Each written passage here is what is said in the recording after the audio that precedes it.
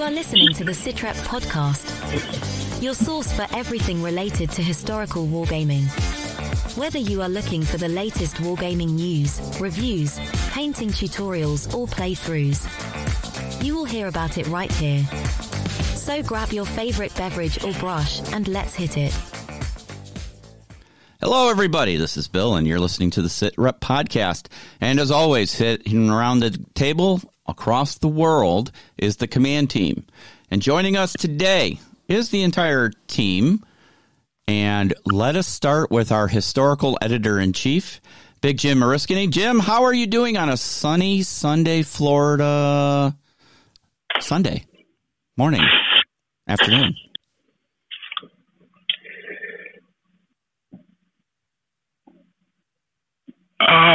As a matter of fact, I am enjoying some glorious 70-degree weather, in fact. Damn it. Grand. That's just grand. As we sit here in the Midwest, freezing or took us off at a negative 3 degrees or negative 27 degrees Fahrenheit with the wind chill. You were living in Key West. You had your chance. I know I did. I will go back. God dang it. All right. So also joining us in the tepid climates of the United Kingdom, Mr. Gaz. How are you, sir?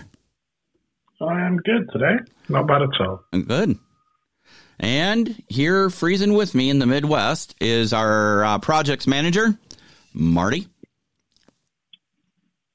Hello, all. From it's a balmy -2 raw temperature at my house, so it will be all indoor activity today. You know, there is a thing called heat. You don't have to, live the outside life.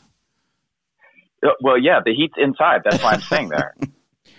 And then also joining us, heat the whole outside. is our IT manager, Mr. Chris. Sir, how are you today? Doing good, and it's -2 here as well. Yep. Unfortunately, the dog doesn't want to go outside. I know that is kind of hard when you have to push the dogs outside to, use the toilet. All right, so we are now in episode 3 of season 6, and we've got a lot to talk about today. And I thought we'd do our usual let's catch up with who's doing what. And we're going to start with Gaz. I know you've been pretty busy with work. Have you been able to do any hobbying or gaming? No. Well, that was a short episode. All right, thank you very much. Goodbye. Yeah. All I've done is I've researched and I've ordered a new mic so I can get some better sound for the podcast. Oh, nice. What did you end up getting? Fifine K669. It's one of the cheaper ones, but it's supposed to be very good for the price range. Okay, awesome. So it'd be interesting to see if you guys hear a difference. I think it's about 10 days out, so maybe in the next episode. All right. Well, we'll have to listen and see. All right. Sir Jim, you've had a lot of Desert Storm, Desert Shield projects going on. The Ops Center's cooking right along. You've got another episode coming out in a week, and you've got some gaming going on as well. You want to give us the rundown? Yeah, there's actually a lot going on here. So part 3 of the Ops Center for Desert Storm has gone out recently. Part 4 goes out next Saturday. That's going to be February 13th. For people who may want to check it out, that's like part 4 where we wrap things up for Desert Storm on the Ops Center series. So there's been a lot of build-up, a lot of ground war preliminaries, a lot of air war, obviously. And the ground war finally kind of kicked off at the end of episode 3. Episode 4 is nothing but ground war and nothing but gaming in the ground war. So, yeah, all the big ones. Al Busaya, 73 Easting, Medina Ridge, Norfolk, Wadi Al Batin, Kuwait International Airport, Al Rumaya, or the Royal Oil Fields. All the real big, holy crap, I can't believe this is happening again, battles that took place right there at the end of Desert Storm. So, yeah, we've got stuff in 15mm on the tabletop coming out. We've completed and filmed, and we're now editing another tabletop video. This time it is going to be the Marines breaching some of the Iraqi berms in Kuwait at Jabra Air Base. And then later on, we'll do Kuwait International Airport. We've also got some tactical command Tactical Combat Middle East gaming coming up. That's the modern edition for Panzerleader for the big scale gaming. We've got a game going on later today where we're literally just, because everyone's watching either Super Bowl or rugby or God knows what else. We're doing I'm doing just a quick demo game, like a couple turns of, what these battles actually look like on the gaming table. So games that are too big, a little too big, even for Panzerleader. Oh, okay. That's what's going out later today is true scale brigade, maneuver level gaming. The game board is 16 kilometers wide. I've got something like 8,000 men on the table, 400 vehicles. Never mind aircraft and artillery. It's a huge battle. It's the front end of two divisions, 1st Marine and Iraqi 5th Mechanized. 25 February 1991. So that's G-Day +1. Wow. Yeah, it's a big one. We'll probably do like 2 or 3 turns at most, just to kind of show people like how this kind of game or how this kind of battle actually takes place. There's 2,800 hexes on the table. Each hex is an 8x8 15 millimeter table. Okay. So to do this in Flames of War, you would need literally 2,800 tables at 8x8. That's the scale that Modern War actually happens at, unless you're doing something skirmish-wise. So, yeah, we're going to take a look at that. Of course, we're doing stuff much more modest scale and 15 millimeter, and more op centers coming out. Excellent. So, and just to make sure that we don't get completely bored, we're hitting Desert Storm very heavily throughout the rest of February. Well, it is the 30th anniversary. Yeah. Yeah, here on the Sit Rep podcast, we do, modern warfare. There is no modern war bigger than Desert Storm. It's the biggest modern war there is. Leaving aside stuff like Team Yankee and stuff that never happened. It's not historical. As far as actual wars that took place, it's the 30th anniversary. We're not going to have another decade anniversary until 2031. Who knows what I'm going to be doing in 2031. So. Yeah, we want to hit it very hard today. Right. We're not just doing Desert Storm. We also had some great Battlefield Rebellion last week. Yes, Bill. we did. Yes, right, we there did. you go, Kings Mountain. Yeah. Good deal. Yeah, that was a really good game. And now that it's over, I can be honest and say I surprised myself by actually winning and actually coming up with that line formation towards the end of the game. Jim, to be honest with you, sir, that was not my intention. Yeah. I thought I would do almost like the horns of the buffalo and push you into and then envelop you. But it just seemed, movement wise, it made more sense to push that line and just go that way. So, that was not my original game plan, but that's how it ended up. So, but no, that was a really good game.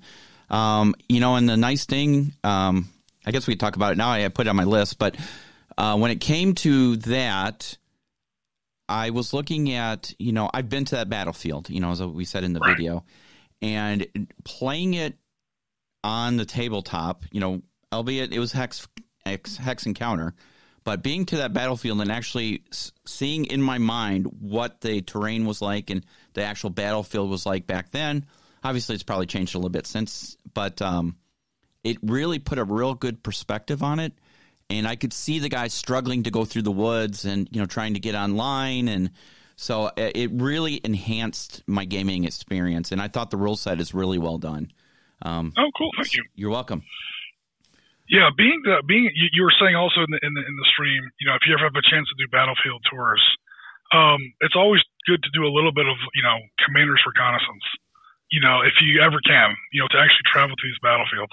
Yeah. I've been to Saratoga a couple of times. Oriskany, although there's not much left of Oriskany, to be honest. Battle of Oriskany, bunch of Civil War ones. Obviously, you go up and down through, Shenandoah Valley in Virginia, Gettysburg. Oh, that's in Pennsylvania. Back to Shenandoah Valley. Let's see, Fredericksburg is up there. Is the only one I've been to. I know there's a bunch of others. So I think my favorite was at about 6:45 in the morning in 2014. I didn't quite make it in June because security would have been crazy. About 6:45 in the morning, we drove out to Omaha Beach at the Dog Green sector and took off my shoes, and I walked about 100 yards out into the surf and then you turn around again about 7 o'clock in the morning, and you look up at those bluffs while you're standing there, like, waist deep in the surf. Yeah. That is a moment in your life. If you ever get a chance to do it, get there at the right tide, get there when the right time of day. The tides there are very, very extreme. So you kind of have to time that correctly. Mm-hmm. And you actually get a look. Of course, it's all the bunkers are gone. It's all been replaced with there's a lot of civilian housing there now. But if you ever get a chance to go to places like Omaha Beach, I went to all the invasion beaches, obviously Merville Battery. Everybody goes to that. Granville Battery. I can't remember the other one. The big 10.5 centimeters that are between Gold and Omaha Beach. The name escapes me at the moment. I'm not even going to try to pronounce it in French. But a lot of these old sites, if you ever get a chance to go to any battlefield, and then gaming on that battlefield afterwards, it definitely adds a new dimension, to be sure. Yeah. It's definitely on my bucket list to do. Years ago, when I first got to the 82nd, that year, they actually had a group of paratroopers that were going to go do in June, do the anniversary jump into St. Mary Glees or the area around it. And I really wanted to go, but obviously I was a newbie at the time, and I didn't, I had no pull with anything, so I didn't get a chance to go. But that would be awesome, to jump into a place like that. And I know once in a while they do civilian, what they call familiarization jumps, that, in places like that. So that's definitely on my bucket list to do. But, I definitely want to go and see the D-Day landing zones and that kind of stuff. So that is really, really awesome. Some of them are a little disappointing because they've, obviously it's been 80 years and people have to get on with their lives. They have to build. So Carentan is pretty much Walmart's and, strip malls. Yeah. Or whatever their version of, I can't remember the name of the actual chain, but it's basically their version of Walmart. Isn't it Asda gas? Isn't Asda owned by Walmart? Okay, sorry, Jim. Go ahead. Oh, no worries. But he might be on mute. Yeah. San Mary Glees is actually kind of disappointing. It's very they turned the whole town into a big museum pretty much. And when I say museum, I mean it's like Epcot. But some of the other ones, it's very commercialized. It's very touristy. Yeah. But you get off the road a little bit, you get to like Saint Marie de Meaux. It looks perfect. I swear. I wasn't there in '44. God knows, I'm not that old. But that's how when you imagine how these towns look like in the second the end part of World War II. It kind of looks exactly the way you think you kind of imagine in your mind. Sure. That it would have. Saint-Lô is still very. It bears the scars. They left some of the buildings intentionally the way they were. Oh, wow. So, there are some good spots and some bad spots. Of course, tons of monuments. When we first got there, I was driving around and I was like, oh my God, my first piece of military hardware, I think it was near Pegasus Bridge was one of our first stops. Uh-huh. And I saw a 25 pounder and I was like, oh, we got to get out. I took like 50 photos of it. I was like, 25 pounder artillery piece. By the end of like day 9 of this tour, I was like, oh, for God's sake, another 25 pound. I'm trying to park here. Somebody tow this heap of shit out of the way. You're so over by that point because there's so much. Yeah. There's a museum on every corner. It really is a great tour to take if you ever get a chance. Very cool. Very cool. That is definitely on my bucket list. Maybe we could do a Sit Rep podcast tour of battlefields or something. Maybe like the Civil War battlefields or I don't know. Maybe something down the road I could consider at some point. So very cool. Hey, Bill, you're talking about the 82nd. I've got a buddy of mine who not only is airborne, but there's a group of people who do the historical jumping. Yes. Yeah, out of Oklahoma. Yeah, so he's part of that group too. Yeah, I've looked at it, but the only problem, again, is it's in Oklahoma, so I'd have to travel like once a month to the meetups. That they have it's almost like being in the reserves or guard. You go for a weekend. It's not terrible, but, it's quite a commitment. And then you do a lot of those, they use actual World War II equipment. I think they're using Dash 10s, but, yeah, everything else I think is, historical, to the time period. So, but yeah, that's really cool. Yeah, I've been looking at those guys for years because they're the only one in the United States that I'm aware of that actually physically jumps. Everybody else is like reenactors, but they're not, jumping out of airplanes. So, but I always thought reenacting would be really cool, but it is a huge investment in time and money and everything else. But yeah, very cool. Marty, what you got going on, sir? Well, other than trying to maintain my warmth, been driving on with terrain for our Ultra Combat Modern table. Are we ready to go for next Sunday or Saturday for filming? Just about. I've got everything. Like all the buildings are painted. I need to finish weathering them up a little bit. And, doing some details. The trees need to be mounted to their base, but other than that, I got the cheap Chinese trees off of Amazon. Whatever works, man.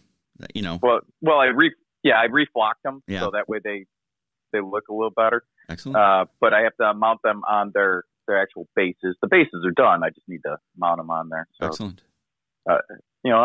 It's 90% ready Is this to go. fire team, squad, or platoon level? It's fire team. Okay, I'm paying up 2 fire teams of each of the U.S. and the Russian guys, so we'll have 2 fire teams to use. Do we need any other ancillary weapons, squad weapons, or support weapons? That's all you need for the first scenario. Okay, so is it a single fire team or multiple fire teams? Just so I make sure I have the right amount of miniatures. It is 1 U.S. fire team and 1 Russian fire team. Perfect. All right, we'll be ready to roll. Yeah. No, because it's the way the scenarios are set up in the book. It's kind of an escalation campaign where you start off with this engagement, and then as you go through, there's 5 scenarios total. You build with additional forces as you go through the campaign. So perfect. Yeah, do 5 really more scenarios after that, Marty, and I'll get you to be playing Panzer Leader after that. Yeah, when I get it big enough that I need to go to Hex Encounter, you are my go-to, Jim. Hey, I'm telling you what, Hex I started off with the fire team. Now I have a brigade. What happened? Congratulations, General. You got that star on your collar. Now you have to earn it. That's right. Yeah. Very cool. Anything else? Yeah, we're going. No, that's really all I've been working on. I didn't do a whole lot over the past couple of weeks. Sure. I did have to wait for some stuff to come in to be able to finish up some things, but that's about it. All right, cool. And by the way, not a ton of stuff. Is commanded by a full bird. Say that again. A Army brigade is commanded by a full bird. Okay. The rules lawyer pops up. Here we go. Why? Why do you say that? Where'd that come from? That's organizationally correct. That's how. No, I understand that, but where did that come from? Why is Chris saying that now? That's what I'm asking. Because I was on mute. I'm sorry. Say that again. Because I was on mute a minute ago. Yeah, Jim said, "General, move your brigade." That's why you're saying it. Oh, that's why they call it a brigadier general. Yeah, except in the modern army, they don't command brigades. Colonels command brigades. That's colonel's supposed to command a regiment. Modern day army doesn't have regiments, not in the U.S. Oh, okay, that explains it. Yeah. Right. The classic model is a battalion is commanded by a lieutenant colonel, regiment commanded by a colonel, brigadier general commanded by a brigadier general. What did I say? A brigade is commanded by a brigadier general. Sorry. Yeah, that's good. And that's where they came from, but we don't have that organization anymore. Gotcha. Cool. Well, I'm glad I'm running a Marine Corps game today and not an Army game because I just totally got my order of battle wrong. Oops. Before I do Medina Ridge, guys, I'm going to talk to you guys because I don't want to make a mistake. All right. No worries. Wimmer, what you got on the cooking? Just trying to get the table, I guess, ready for the upcoming battle. All right. Did we need to still upgrade those lights like we talked about last weekend? Yeah. Okay. Probably. Can you send me a link to those if you have the information on what those light bulbs are, and I'll see if I can order some to bring with? Yeah. Okay. Cool. All right. As well for me, I've just been working on some stuff behind the scenes and getting ready to paint up the Ultra Combat Modern miniatures, and thinking about some other projects, rule book reviews. Guys, and I'm talking to the audience. If there is a rule system you would like us to look into and review for you, if you're thinking about buying it, but want to get a review and opinion of it before you purchase it, please let us know. More than happy to reach out and see if we can get a copy or just buy it ourselves. I am picking up almost the entire Force on Force catalog. I got a good friend that's willing to sell me his catalog of Force on Force main rulebook and the expansions. So hopefully. Very nice. Yeah. So great little system. So I'll be picking it up this week. Some of the same guys who wrote Battle Group and Northag were also involved in the early writings of Force on Force for Ambush. I can never remember. It's Ambush Valley and Ambush Alley. Ambush Valley is the Vietnam one. Okay, so Ambush Alley is the company. Ambush Valley was their first, whatchamacallit, their first expansion. Vietnam rules. Yeah. And about a week and a half ago, essentially they announced that they're not planning on continuing the series. The guy that authors them and runs Ambush Alley said, I got life in the way. I got a real job that I gotta do that's not going to allow me to focus on this. So there's not going to be an expansion coming out anytime soon. Apparently they were working on something, whatnot. So might have been a really good pickup right there to get those now. Yeah. Well, I mean, that the game's been out of print. for The game's been out of print since like 2007. Yeah. I mean, you can get it in PDF format, but I like having a physical rule book. So yeah, I'm happy to get my hands on it, and he's given me a really good price on it because I looked on eBay, and other shopping sites, and it's like $200 people are asking for it. Yeah, there's some crazy prices they were asking for this stuff. Yeah. All right, so that's kind of. Go ahead. Well, I was going to say one other thing that we didn't mention is that we actually did a couple videos, you and I. Yep. Reviewing Ultra Combat Modern and Ultra Combat Normandy that have been released since the last show. So we did that also. Yes, we did. And it's gotten some nice review comments on those. That was our entry into our review. We're going to fine tune it and come up with some nicer graphics and things to help, organize a little better. But it really was testing the studio sound and lighting and all that stuff. So we use those, since we're kind of in that mode right now, and we figured that'd be appropriate. Because I want to do a Force on Force review. I want to do Contact Front. I would like, a real good one. I'd like to do Battle Space, and any other rules that we want to get into. I had somebody reach out and go, are you guys only miniatures based? I think Marty, you commented on it as well. We're not only just miniatures based; it's miniatures, hex encounter, board games. Anything historical war game related. So, which by the way, that gentleman is my daughter's college friend's father. So I actually know Rob. Oh, very cool. And he's local to the area. He lives up in Rolling Meadows for those of us that are familiar with the Chicagoland area. So, who knows? Maybe we can have him join us one of these days. Maybe. So, I know he's a big World War II guy. Yeah. So, Gaz, are you with us? Yeah, I'm here. Okay. Because I have something I want to talk about, but it's news related. So I thought we'd, transition into our thing. But Gaz, before you start, I have a special treat for you. Here is your new intro for the news. It's news time with Gaz. Give me the latest and greatest news. Oh boy, it's news time with Gaz. Come on, give it to me. Give me the news. Wow. I feel like I need to shower right now. Honored is how you feel, Gaz. I was gonna say, if you don't want it, Gaz, I'll take it. I want the sexy British chick to be. Oh, give it to me. Oh, don't worry, Jim. Yours is coming, my friend. Yours is coming. Oh, okay. All right. We're gonna have a special historical little session, during our podcast. We're going to have a little historical topic, and we'll get you a nice little intro. I am having a hard time sleeping, James. Please put me to sleep with more of your boring historical talk. So, Gaz, my friend, my brother, there you are, sir. Your very own intro into the news, and please take it away. So we're going to start this week with something that's not due out for a while, so we're quite ahead of the curve with this one. All right. Its publication date is the 27th of May this year, and it's called Absolute Emperor from Osprey Publishing. Okay.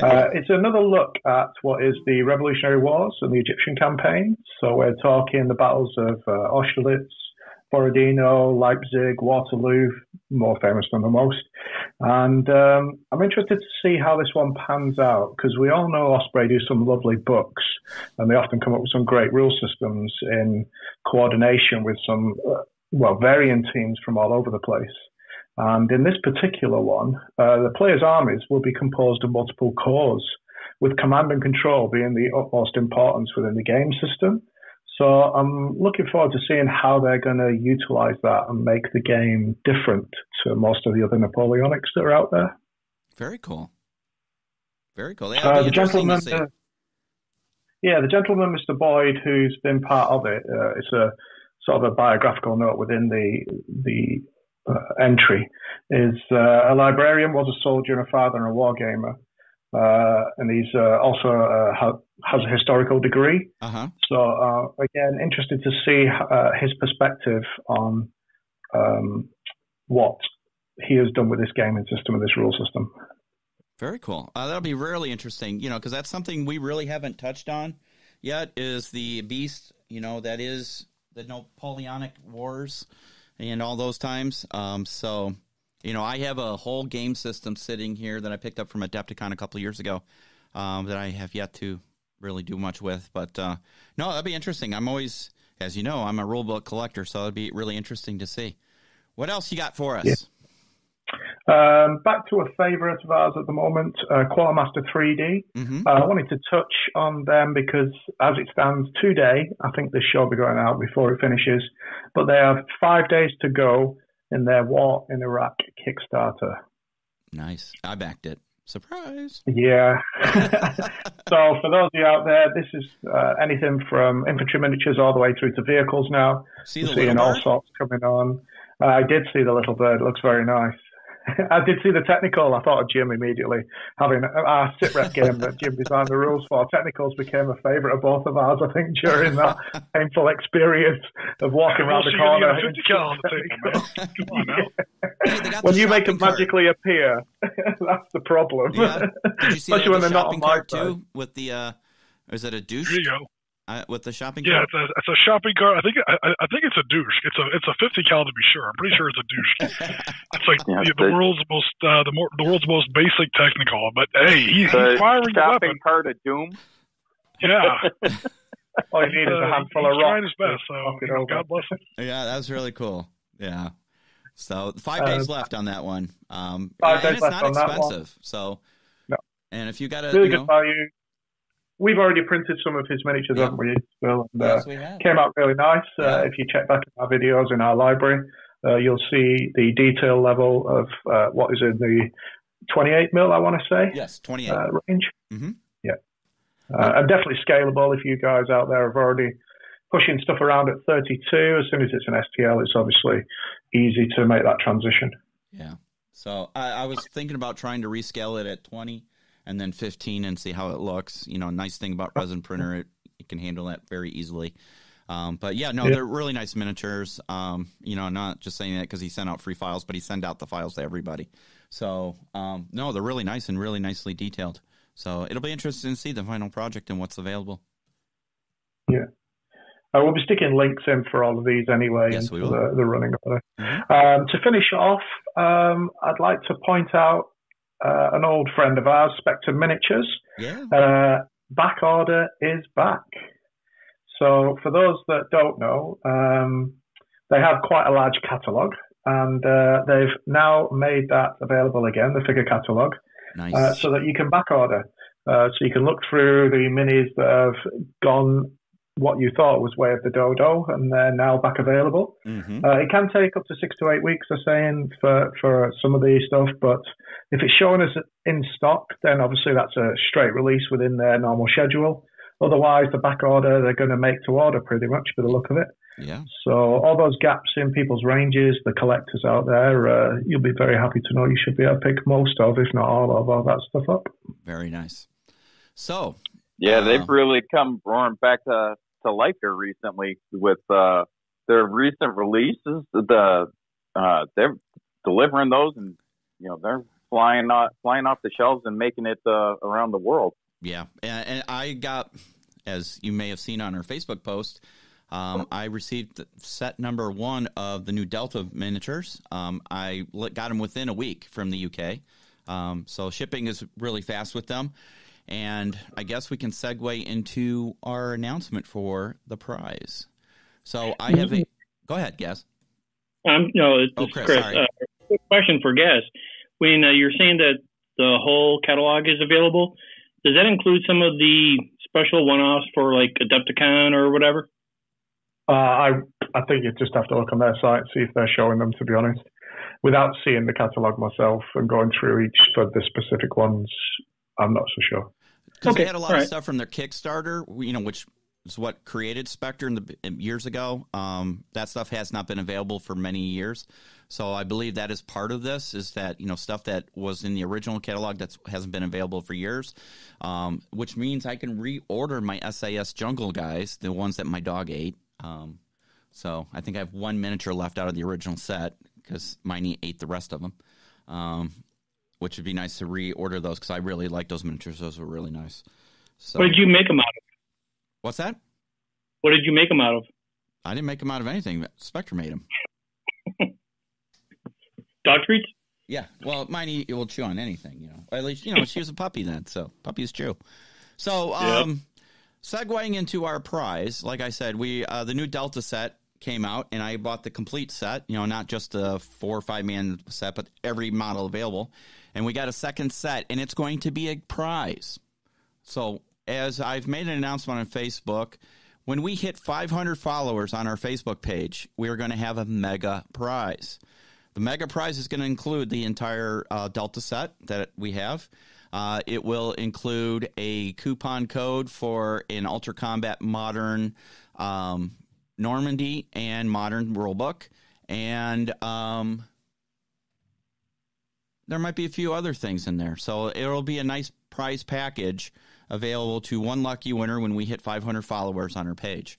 So make sure you're telling your friends once we hit that 500. I think we're about 440-ish, 50-ish, maybe, somewhere there about in that park.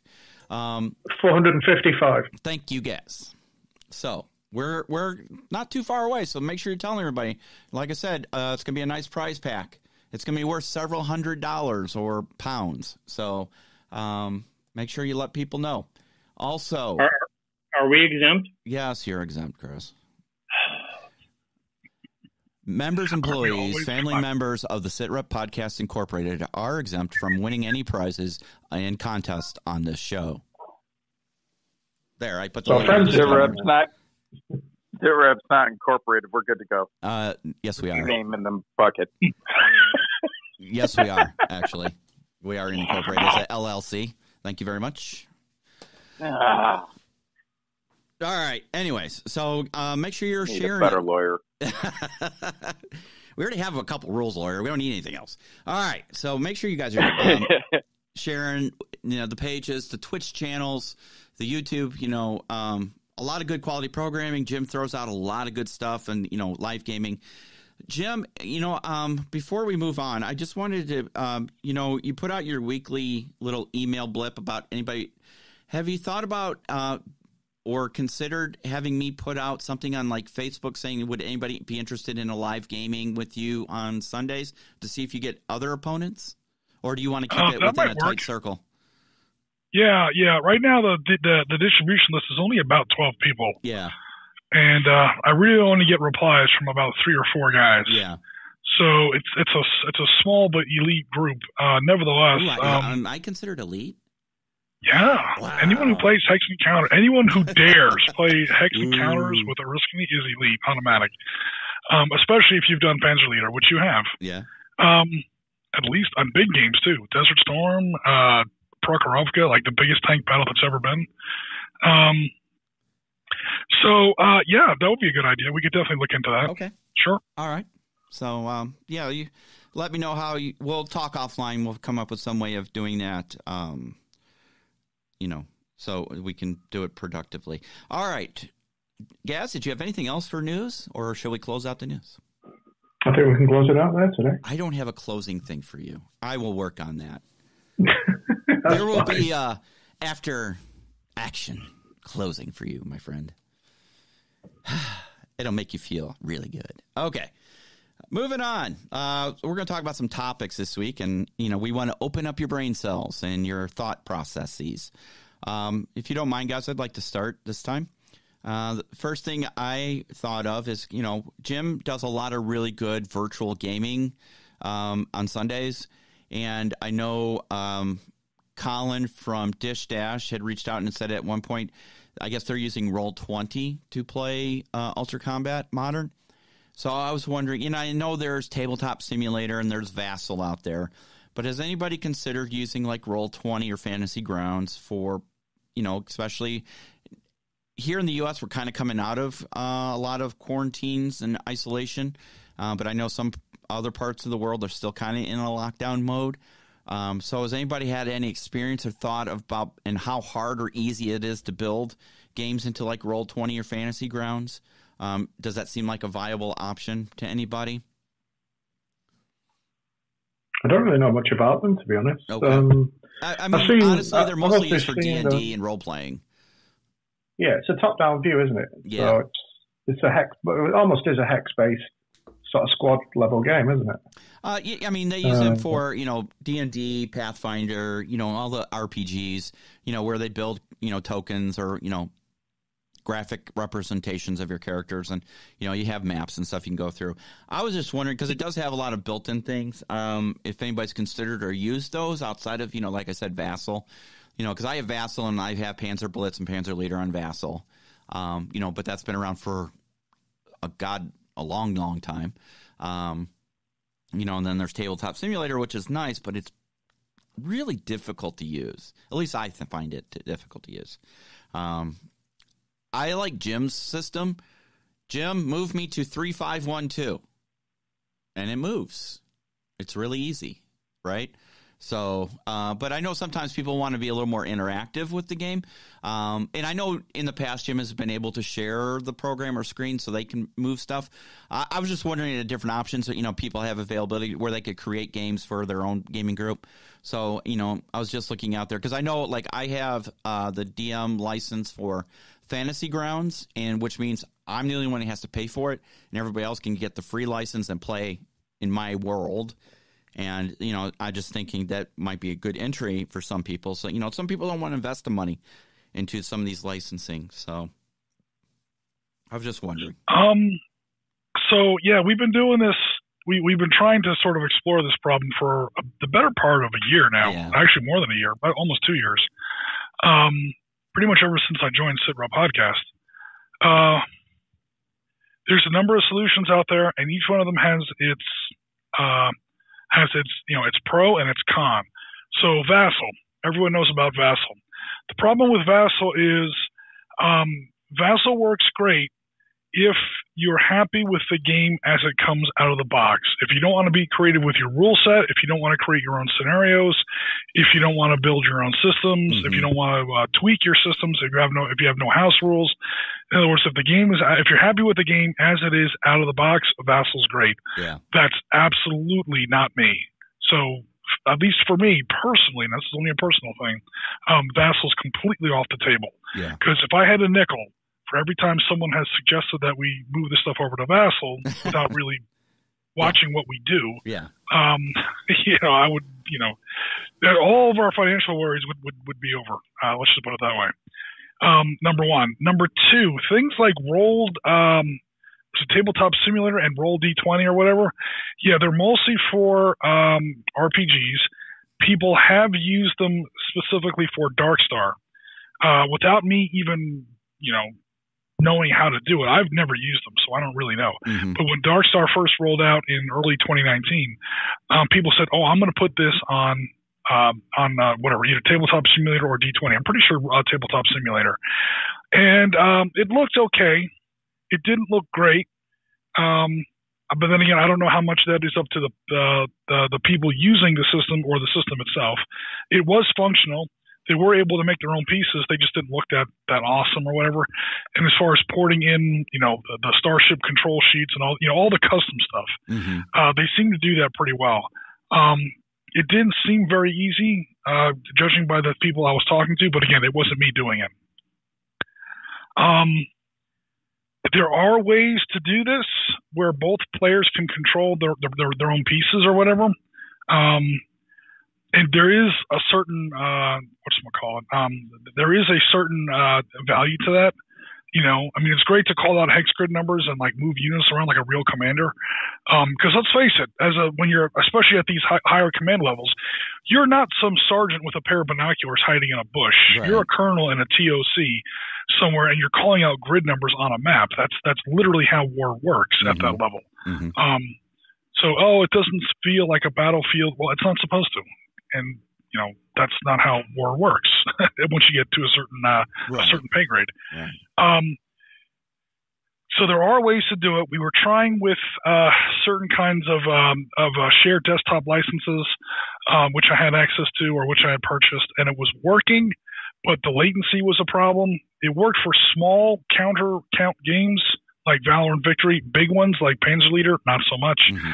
Or games like Darkstar where you have to rotate the piece within the hex, not just move the hex. It was tough. There are other ways. You could do it in Google Files, in Google Drive. You could just put the spreadsheet in Google Drive, and both sides can update it. But then again, there's a lot of custom graphics in there. And when the other person opens up the file in their system, sometimes you can't stream that because now you're streaming from two computers at once. Mm. Maybe the other person doesn't have the same graphic settings. Maybe the other person doesn't have the same fonts installed in their computer. Excel behaves strangely in Google Drive as opposed to just regular onboard Excel. There's different editions and versions of Excel. There's a host of technical problems. But if we could come up with a system that is like, look, all I freaking want, I don't want the computer to roll any dice for me. I don't want the computer to play the game for me. Computer, get the hell out of my way. I just want both sides to look at a board with movable pieces, and that's it. Mm-hmm. That would be great. Because the way we're doing it now isn't perfect, but it's the least of all the evils. Right, and it works. There's always room for improvement. Yeah, no, it's simple and it works. To be honest with you, it's not complicated as far as functionality. It's pretty simple, right? You have a graphic interface. We both can see it. We have one person controlling movement and stuff, which is fine. We roll our own dice. I wouldn't mind having virtual dice that we can roll, like I have a virtual dice roller.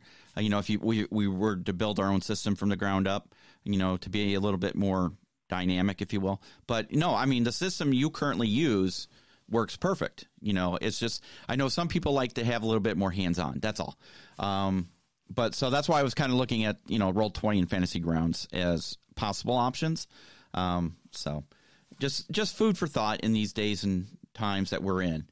So let's transition over to my next topic.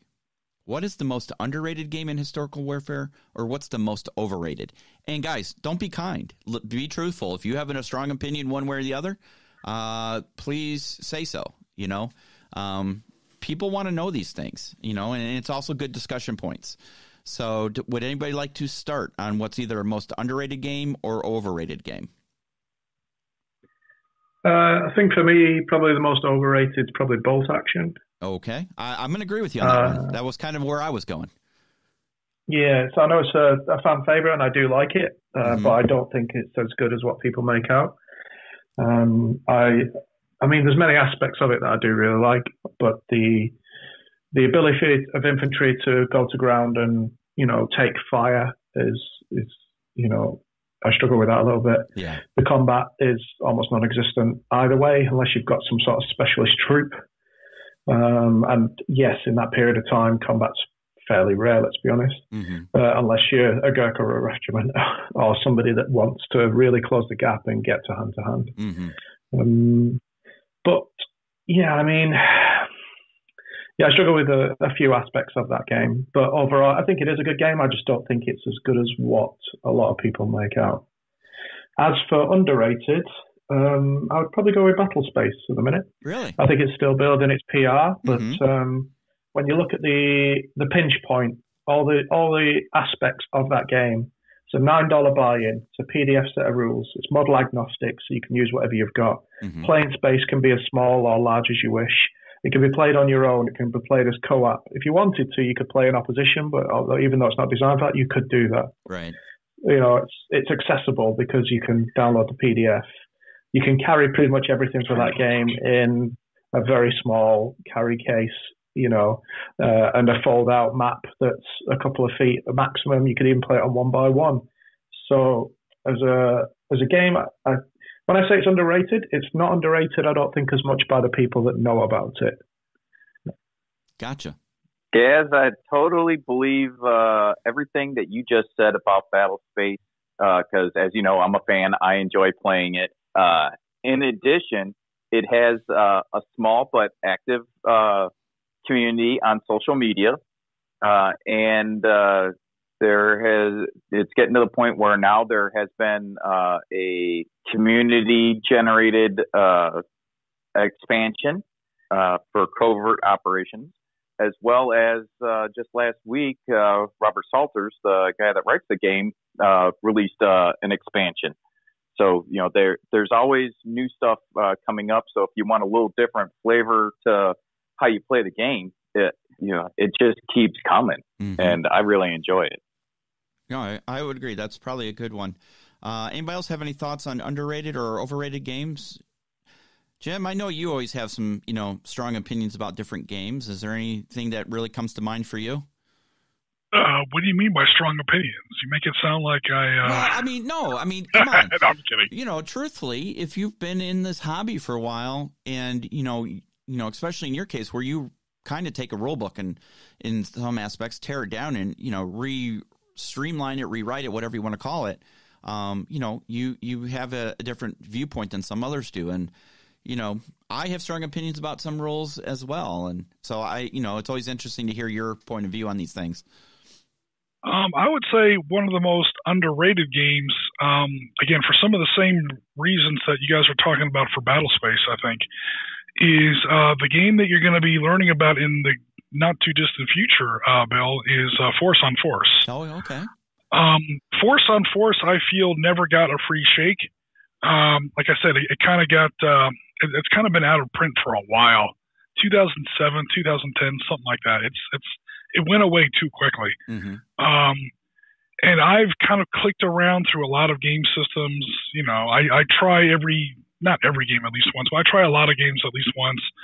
Or even if I just watch like a Let's Play or a demo, and I'm like, oh no. I mean, I hate to say I agree with Gaz as strongly as I do, but as far as, sometimes we call it dolt action or blunt action or something. Yeah. I've never even played a game of bolt action. So sometimes I'm like, I shouldn't say that much about it because I've literally never played it. I've seen enough Let's Plays and I've seen enough tables to say, yeah, I don't even have to play that game. I can get a whiff of it from here. I will say in defense of bolt action, I think a lot of what's air quotes wrong with bolt action isn't the game, it's the way people play it. And when they take units like, they want to have a big Pinch Leader tank battle in bolt action. I'm like, no. It was originally designed as an infantry. Yeah, it was originally designed as an infantry skirmish game. And I think when you play it as an infantry skirmish game in the right kind of settings, like the Pacific, where the ranges are often very short, the battlefields are very small, the lines of sight are very short. It might work. It might work actually pretty well. When you try to play it in the desert, where the lines of sight are 1,000 meters plus, and you've got tanks and 25 pounders and stuff like that, hurling shells over 12,000 meters and stuff like that, 28 millimeter doesn't work, much less on a skirmish level. But yeah, Force on Force, I think when you start to play Force on Force, Bill, you're going to be like, oh, a lot of this sounds familiar. I see now where Jim stole most of his rules for Sit Rep Skirmish in 13 hours. Some of the DNA from Force on Force, steal from the best. It emphasizes troop quality. Or it doesn't count, that's a 5.56 millimeter. This is a 7.62 millimeter. So there's a difference. And it's 200 powder grain in this bullet and 500 powder grain in that bullet, and it's got HE weapons. It's are you a militia? Are you a recruit? Are you an experienced soldier? Or are you a tier 1 operator or whatever? That's the most important thing. It's a little wonky in that you need a bunch of different dice. Sometimes you're rolling a D12 versus a D6 or a D8 versus a D10 or stuff like that. But then again, that's the point of the game. So it gets rid of a lot of charts by instead using different kinds of dice. Yeah. And the best thing about Force on Force, I feel, is it literally presents, and you'll see this in the main rule book, it literally presents 2 rule sets. It's 2 games in one. Oh. And you will be playing both of them at once. So, one of my favorite sayings is asymmetrical warfare is a term that's misunderstood almost as often as it's, thrown around. Asymmetrical warfare Force on Force is about the only commercially available game I've ever seen do asymmetrical warfare right, where the government side, the good guys, whatever you want to call it, the First World Forces, the actual regular army, is playing game A, and the insurgents are playing a totally different system, totally different mechanics for casualties, for how they take damage, for for how they interact with civilians, a whole bunch of things. And they are playing in rule set B. And it's literally 2 sides are fighting 2 different wars. And the guy who wins is the guy who makes the other guy play his game and not the other way around. How we lost in Vietnam is we played the Viet Cong's game. Mm-hmm. And if you do that in Force on Force, you will lose every time. If the government player can do what we were trying to do in Vietnam all the time, pin down the NBA, pin down the NLF or the VC, whatever you want to call it, pin down those insurgents so that you are fighting a conventional muzzle-to-muzzle battle like we like to do in Korea and World War II. Yeah, we're going to win every single time. On the other hand, if it turns into this grinding insurgent war of booby traps and snipers and killing civilians and all this other stuff like that, yeah, the Viet Cong's going to win every time. And Force on Force really does a good job with that, I feel. Okay. I'm going to put my 2 cents in as far as bolt action. I feel bolt action is the World War II skinned 40K. That's my personal opinion. I've played in tournaments in bolt action. I've played friendly games. I played in a tournament, and I found myself frustrated at several times during tournaments because the rules at times for some, in the situation just didn't seem to jive well. So, I mean, it's not a bad game. Let's be fair. It's not a bad game.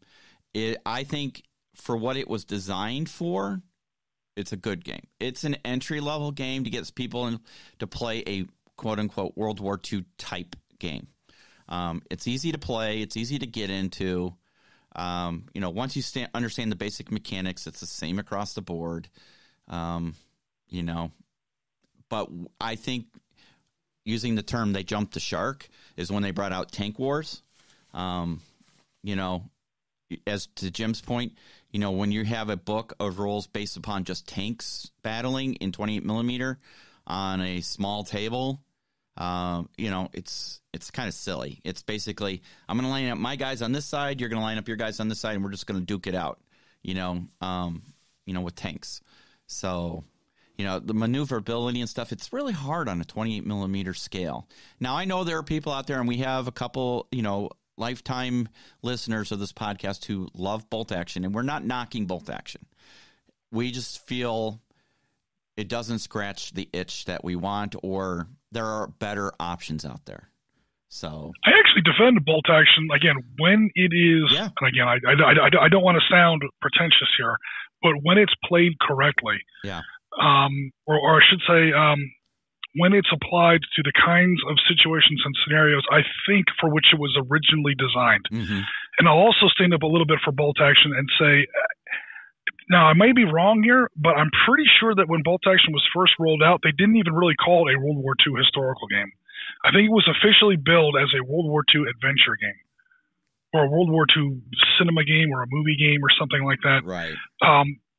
Down to the millimeter, badass tactical realism and historical accuracy was never that game's objective. So, yeah, maybe it's a little unfair to judge it by those parameters. But I mean, as long as you know that you're getting like basically a popcorn game, it's fine. And like you said, it's entry level and it's introductory, and it's what gets people into wargaming in general. Especially if, like a lot of people in the hobby, they start off playing 40K. It's definitely very good for that. Yeah, most definitely. Most definitely. Before we move on to the last topic for me, does anybody else have any final thoughts on the underrated or overrated games? No? Okay. All right, moving on to my last topic. Could a large, long-playing game such as the Campaign for North Africa be played in today's world outside of that minute, die-hard gamer core? Could you bring in some new people and say, hey, let's play this game? First of all, does anybody know what I'm talking about? Campaign for North Africa. Actually, I've done it. You've played it? 1,500 hours worth of gaming? It took me about, I don't know if I played the system. Are you talking about like a specific system? Yeah, it's a game called the Campaign for North Africa, and it takes roughly 1,500 hours to play. I would say it was about 15 hours. No, 1,500 hours. I mean, it wasn't that system. My brother and I did Arab-Israeli Wars / Panzerleader, all of North Africa, from the first Italian invasions, not even of Egypt, but of Abyssinia and Ethiopia and what's today Somalia, all the way to the final evacuation of the Bizerta bridgehead in Tunis. It took us about 2.5 years running a game like every 2 weeks or so. If we added it all up, I would come up with about 1,500 hours. The battle report is 270 pages long. Holy moly. Now, can you do that? Yes. Could you do that with the average gamer in today's world? Probably not. Is to answer the question quickly. Wow, that's crazy. If you did that as a hex encounter digitally, would that speed it up? I don't think so. Because you still got to move all the pieces. You can play almost. You have the chess games where you'd make the move and your opponent, when they see it, can make a move rather than have to, be there together almost. Hexing. Okay, so gaming electronically or virtually doesn't really make individual turn or game faster. It makes campaigns faster because you can play every day, every other day, every week, as opposed to whenever you can get together. You can play a turn, you can save it, you can save the file and come back to it later. You don't have to shut down a room of your house for a year. To constantly, play this game or whatever. Constantly setting up, taking things down. Playing electronically is a little bit harder as far as building all the assets, drawing the maps, making the counters, making the units or whatever. At first, once you get a decent library, it's pretty quick. You still have to draw the maps, depending on how accurate your maps you want to be. In Panzerleader or Arab-Israeli Wars, that whole general family of games, you don't usually have a custom map for every single game. That's something we do here on the Sit Rep podcast because we're that awesome. But the way it's normally played is you get like a library of like 4 or 5 maps, and the maps are what was at the time, again, these are very old games, what was at the time like stunning technology or whatever, like a stunning concept, which was they draw the maps geomorphically, whereas what that means simply is no matter which way you put the different boards together, the roads and the rivers will line up. So you get like 4 or 5 maps, and you theoretically have hundreds of different combinations of maps you can build, depending on how you put these little cardboard maps together. So with that, you would approximate what the battle looked like. Like there was a really rough board, there was a super open board, there was a board with forest, there was a board with buildings, and you could kind of, especially if you had more than one set, you could build, maps and come close, but not really be accurate. If you approach it on that level, yeah, you could do this relatively shortly. And when I say relatively shortly, I mean 4 or 5 months instead of 2 years. But it's still going to be a tremendous undertaking, to be sure. Yeah. So I wonder if you could do modern and use Google Earth to help, and then grid lay over it. Oh, that's an idea. I'm literally doing that later today. See, I like to feed into Jim. Nice segue, He's already ahead of me every time, but yeah. Yeah, well played, Gaz. The Elbricon oil fields and El Jabra airstrip. I went to Google Earth, and I also our 13 hours to 13 days map of Benghazi was a 24 Google images, very carefully spliced together. So yeah, we've actually kind of done that in the past. See, if I understand your question correctly. You guys, and I'm talking about the audience, see the quality of dedication and work that goes into this podcast and the creation of the gaming environments. 24 images carefully stitched together to bring you the realism and grit and feel of Benghazi. Where else are you going to find that? It's all Jim as well. It's not the rest of us. Hey, we built that battlefield, man. We built the compound. I was going to say, we did 6 foot by 4 foot satellite of it. imagery. Now, to be fair, we didn't measure out every tree to make sure it was spaced correctly, but we did use satellite imagery to create the compound. So, but yeah, we did use it for reference. So, yeah. So, I mean, the campaign for North Africa. What's another big game out there? I mean, one thing that comes to mind for me is I've always been interested in the idea of playing the entire American Civil War from Battle 1 till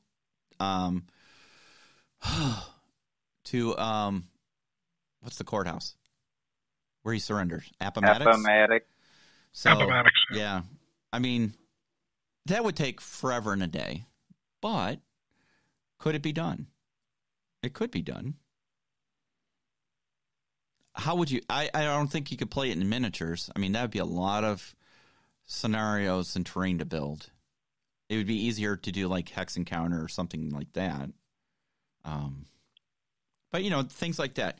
If you could get a dedicated group of people together that had the same interest and wanted to try something like that, so very interesting. Food for thought. Let us know what you think. All right, Gaz.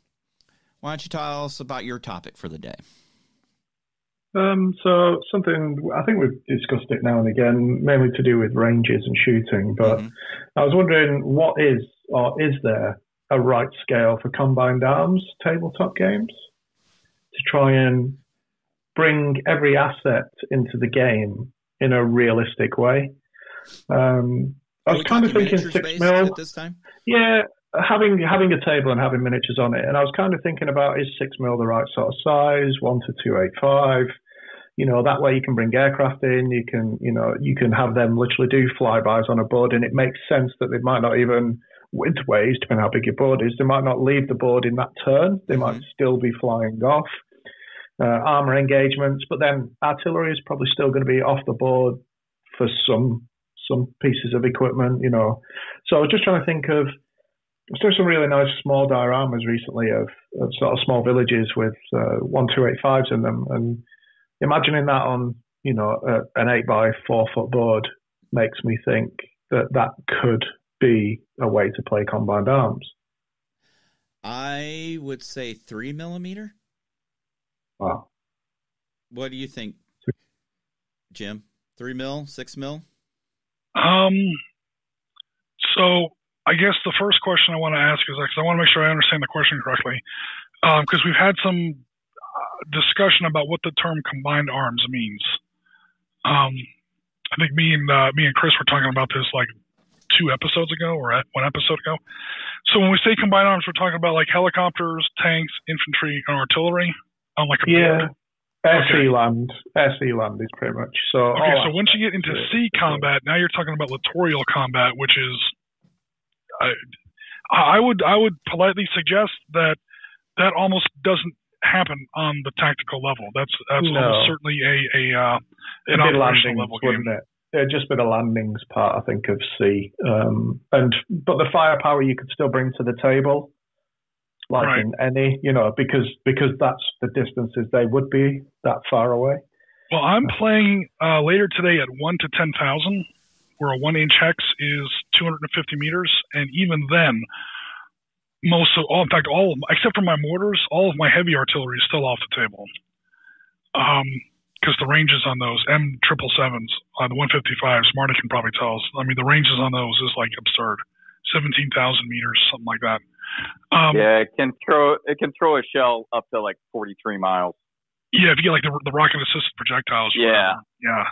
Or it's absurd the ranges that are involved. Especially once you get into the RAPs.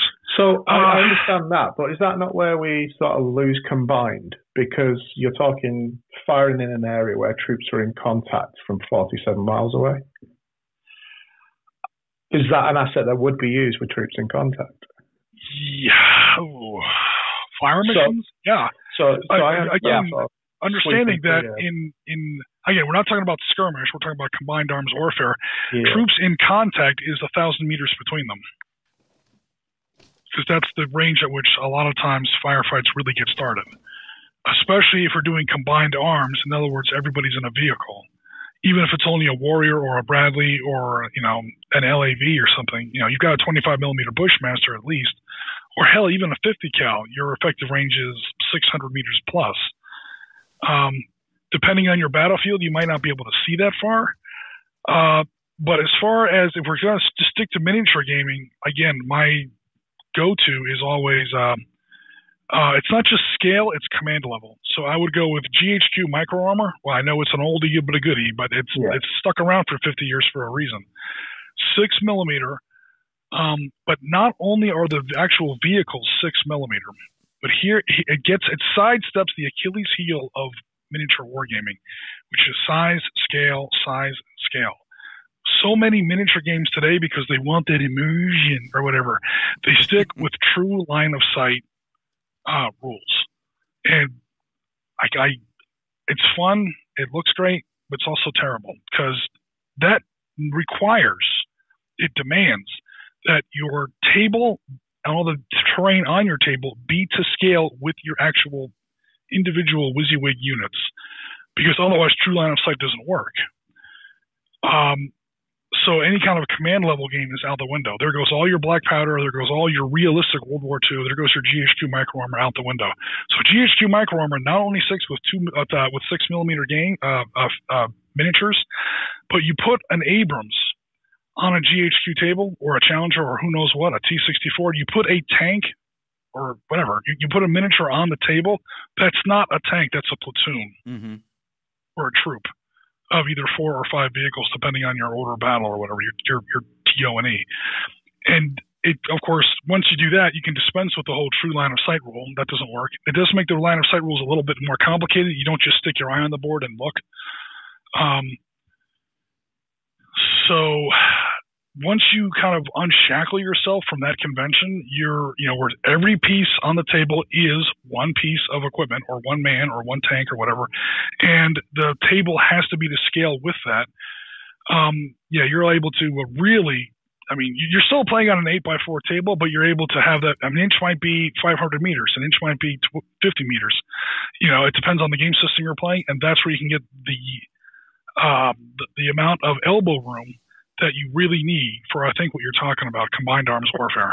Your artillery is still going to be off the table, I think, but your aircraft, your helicopters, your TOWs, your Milans, your swing fires that shoot up to 5,000 meters, you can't do that in a scale table. You have to have some sort of a table where, maybe the terrain on the table is not to scale with the individual playing pieces. I think that's the way to do it. Cool. Kind of the hex encounters is probably an easier option at that, isn't it? Then. Well, hex encounters. So or again, GHQ Micro Armor's been doing it for 50 years. It's still 6 millimeter. The tables still look amazing. It's just it kind of unplugs that automatic connection between the scale of the table and the scale of the miniature. which makes it play in some ways like a hex encounter game, just without hex encounters. Right, and I'm sorry, Jim. I was going to say, if you think about Napoleonic Wars and some of the Civil War games that use miniatures, it's not 1-to-1. Base is a company or a battalion or, a regiment in some cases. Johnny Rebels like that for American Civil War. Yeah. So, I mean, I have I don't know, I can't remember what size this is, maybe an inch by half-inch base with 4 M1s on it and 3 mil, and that's, a whole troop of M1s, and you can put that on a table and use whatever rule set. So, once you get past the one-on-one and you're, this base represents a company or whatever, then, you can do combined arms. Because, a little base with 3 or 4 little infantry guys on it could be a whole platoon or company of infantry or a battalion, whatever, depending on the scale you're using. So it's... I suppose what spoils that is the board's still the same. The board's the limiting factor, isn't it? So if the terrain and the hills and the wood lines are still 6 mil scaled, even though the counters aren't, then the ranges of the board are still wrong. I mean, I do see that in some Black Powder games. I remember it was I was seeing a gorgeous photograph of some Perry, I think it was Perry, a 28 millimeter Union, like Federal American Civil War miniatures, and they're marching. They're down a road, and there's a fence on one side, and there's a farmhouse on the other, and it looks great. There's trees in the background, a little blue sky, beautiful photograph, sweet. I'm reading the rules for this. I think this is back when we were investigating the idea of doing Devil's Den, Bill, way back in the day. We were looking at different rule systems for it. And I'm like, I see, okay, it's like 18 figures on a base, 3 ranks of 6. Oh, that's a regiment of, up to 1,000 men. Okay, well, except you got 28 millimeter guys next to a 28 millimeter house. So either that house is the size of Giant Stadium, or those men are all 400 foot tall Godzilla kaiju federals coming down the road. I don't like the Confederacy's chances at this point. You got got a battalion of Godzillas in blue suits coming down the road. I totally. When it comes to that, you're doing abstract thinking, really. Whereas you got to understand that the house is just a piece of scenery. It's not, to scale to the demonstrated size of your base of guys, so. Or just like that one figure might be a company, battalion, regiment, or whatever. Yeah. That one house represents like a small town or a village. Yeah. Something like that. So, question, when it comes to some of the stuff where you guys are saying artillery's off the board, is there anything where you're doing counter battery? It depends on the game. Really. It depends on the era. I am making up house rules for counter battery fire. Yes. So the enemy fires, and then during your artillery phase, you get radar counter. You're talking about like counter battery radar stuff like that. Yeah. Yeah.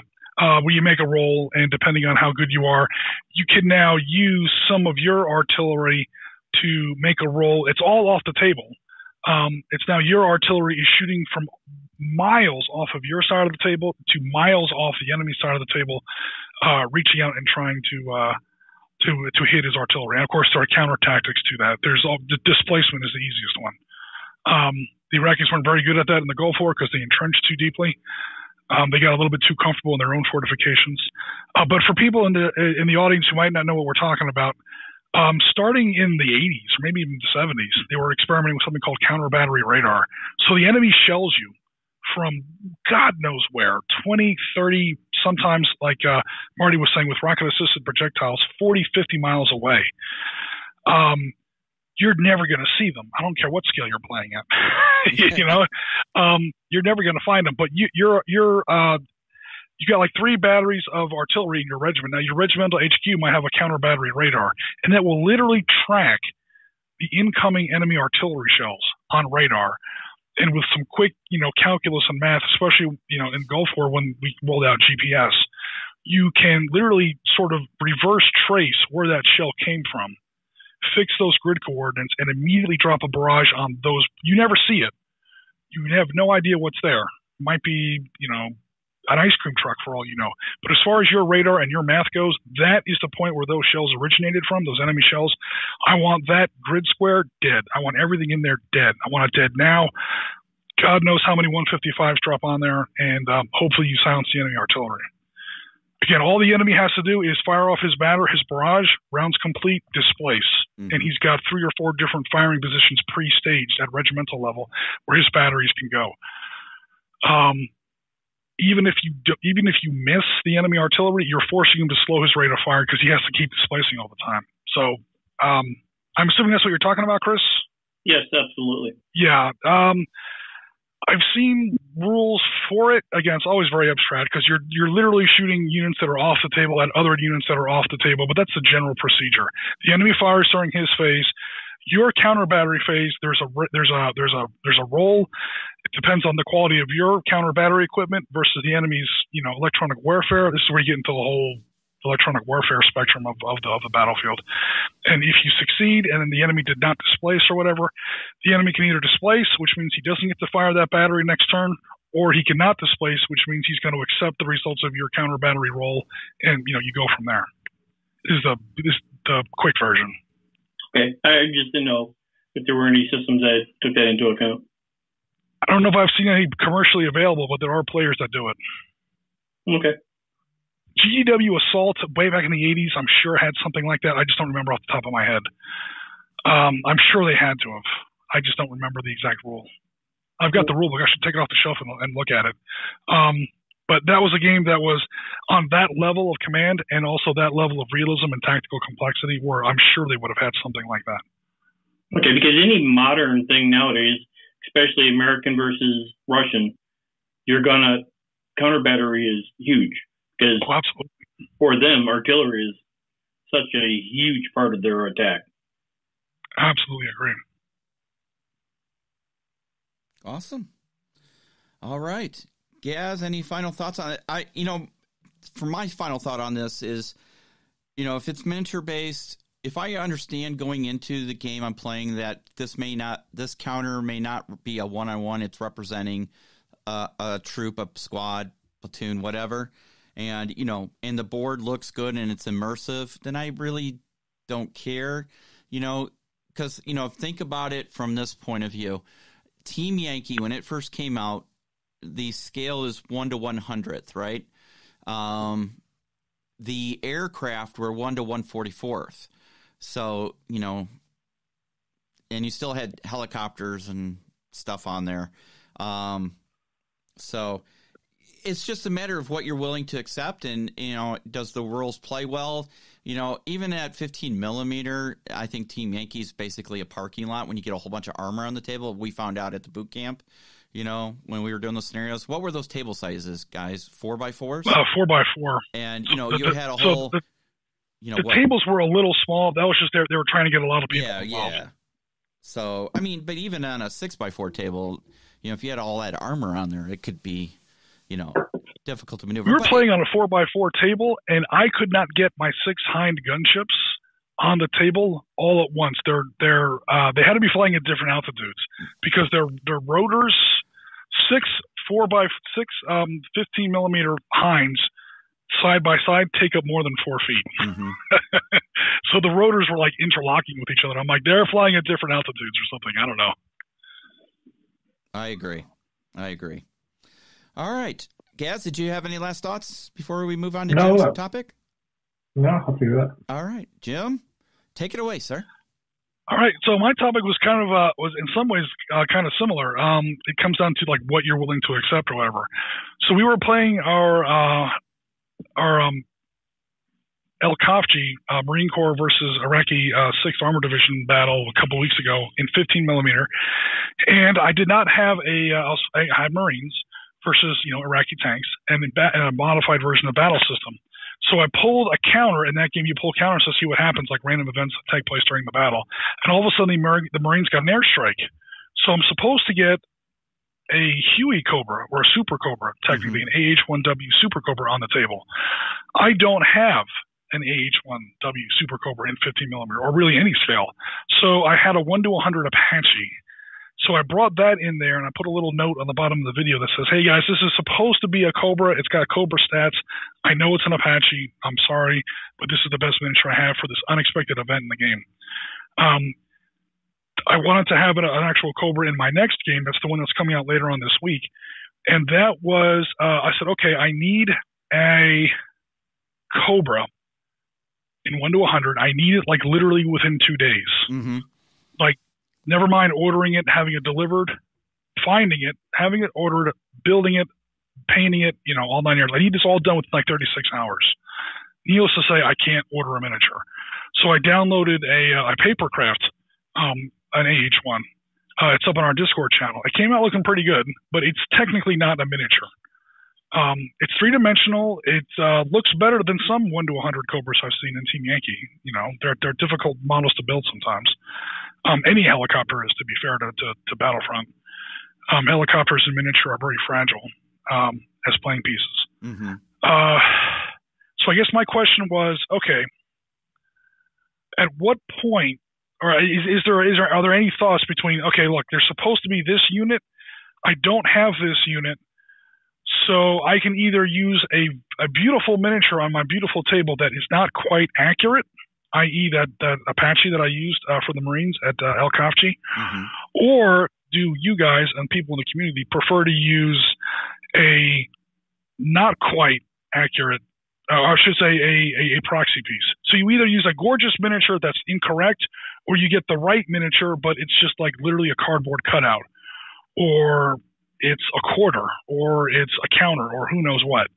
You just put a little flag on the map and say, okay, that's supposed to be an AH-1 Super Cobra, or whatever. Does the group have any kind of thoughts about beauty on the table, or the actual correct miniature? And this doesn't have to be historical. You'd be playing 40K, and you're supposed to have who knows what. I know they're very serious about the actual fidelity of their actual pieces. It can actually affect gameplay. Oh, that Space Marine has a bolter. He can't use the flame weapon because I'm looking at the miniature. I see a bolter. Or is it okay to use the right a gorgeous miniature, even if it's not exactly the right piece that you're trying to represent on the table? Is there a trade-off there between those two extremes? I think for me, I'd go with as long as the silhouette was right, because I know I can download them, print them off on a sheet of paper, and cut them out and scale them so that I understood the ranges and how I hit that and how it hits me. I think I'd be okay with anything like. I'd probably prefer that, just so I know the dimensions and exactly where all of it is. Yeah, I think if it's roughly representative, the same size, I agree. And as long as you discuss it beforehand and say, hey, I don't have a Cobra, I'm going to use this instead as a Cobra, no problem. It's a Cobra, right? I think the only time that becomes a sticking point is if you're playing in some kind of tournament or something and they expect you to have the actual piece. But, if you're playing, with your friends or whatever, casually, then I don't think it matters. Now, it might take away from some of the visual representation. Like if, say, I don't have a new modern artillery piece, so I use something from the Civil War. That might be a little stretch, but, I don't think it really matters. Personally, to me, I don't seem to be bothered by it. Oh, some of my favorite, like if I look back through the ages of time, like some of my best tank games have been quarters, dimes, pennies. Yeah? Yeah, and that's where quarters are German Tigers, quarters are Tigers, nickels are Panthers, and pennies are T-34s. Needless to say, that table didn't look very impressive, but, but you knew what everything was, and you knew what... Yeah. However, that's not everyone. I mean, some people, the whole point of the hobby is to put on a great table.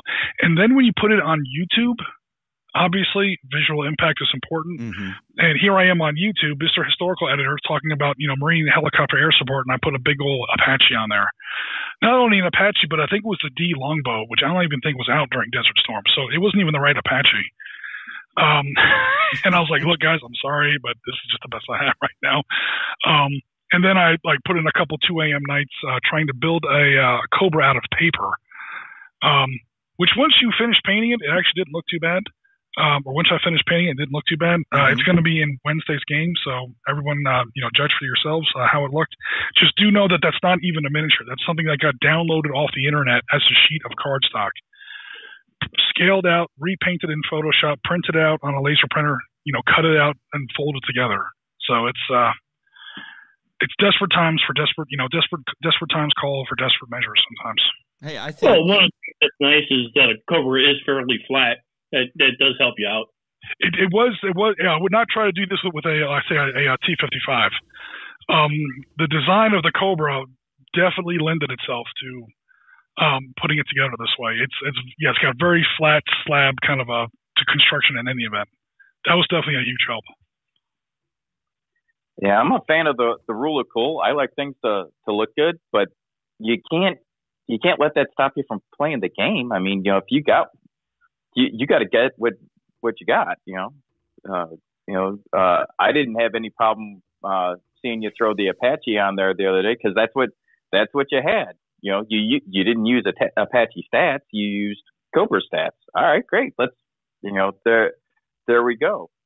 In order to get the feel and kind of like Gaz was saying, the size and the silhouette right, you're using a paper miniature or paper thing instead of a miniature. I'm cool with that as well. Let's not let not having the exact right miniature prevent us from playing our game, I guess, is really my point. And make it as cool as you can, but drive on. Let's play the game. That's what it's about, isn't it? I mean, we're not building dioramas here. We're playing games. I agree. Cool. Jim, I need a list of all the vehicles you need so I can find them, print them, and send them to you in the scales that you wish. We'll just okay. I'll give you a list. Blow your mind. You'd be like, "Wow, how much is the shipping again?" Oh yeah, that's from UK. Oh my god. Yeah, well, Gaz, you're gonna need more resin. I'll just say that right now. Yeah. Because if Jim sends you a list. Again, today I'm playing a brigade-sized game, and like several brigades on a side. Basically, it's the front end of two divisions coming together. So every number I'm giving you is going to have 2 zeros on the end of it, as far as what vehicles I need. A fair word of warning. Not a problem. Oh no. Awesome. Game on. Gaz's excuse to start the printer farm. See, the printer's really easy because I just set it going. It's not like it eats a lot of give us an update on your new printer there. Let's finish Jim's topic, and then if you can give us a quick update on your new printer, because I'm interested to hear how it's going, and then we'll close out the show.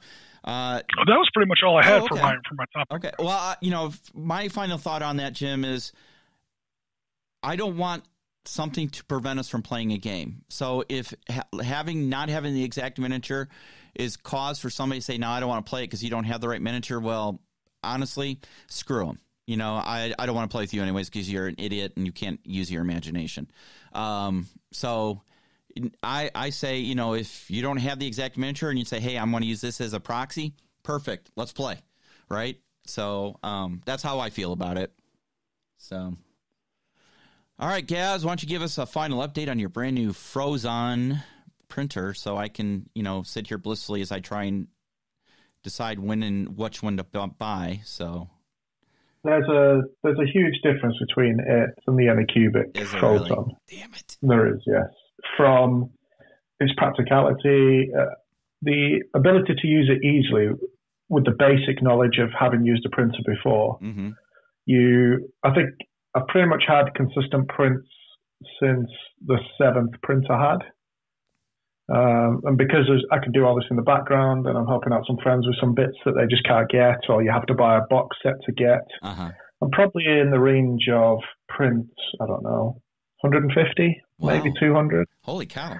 And the only failures I have is through my supports now and again, or if it's just on a certain part of the plate that mustn't be quite as happy on a specific, one specific small square few millimeters where it just doesn't quite hold the supports right, which I had today for the first time in a long time. I had just a couple of supports had broken on a rotor, So yeah, I'm chuffed to bits. It's more accurate. It does better detail. The combination of the curing station that I bought makes life so much easier because, again, like most things, if you've short of time, having the ability to just move from one machine, put it into a tub with IPA in, put the whole tub onto a cleaning station, Yep. set the timer, walk away for 5 minutes, come back, take it out, flick the items off the plate, let them dry again. So at that time there, you've only used a minute from all the way through.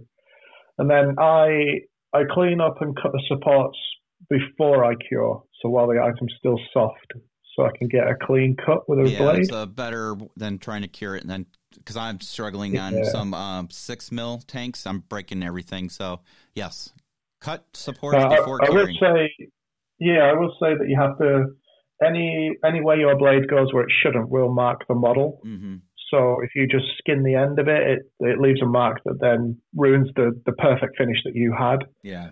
So blade handling is important. Having a comfortable scalpel of some sort that you can wield very easily. I now have numerous blades. I've got about 6. I have some that are flat, so they're straight cut. Mm-hmm. I have some that are quite long with a very low gradient, like 30 degrees, 20 degrees, so I could slide through other supports to get to stuff that's deeper. Yeah. Without having to pull away supports prior to cutting it. And yeah, I mean, I did a really nice Minoan shield that had some pattern work around its edge in 28 mil, and that came out stunning. So really pleased with that. And overall, yeah, there's no doubt in my mind that technology has jumped from when I bought the Photon, which was only a couple of years ago. Yeah, it's moved along considerably. In the frozen range now, you can get the Mighty, which I think is around 8.99 inches. Yep. Corner to corner. I would honestly wait until there's a 4K mono machine that could do a 200 by 200 millimeter plate. Wow. Yeah. Damn.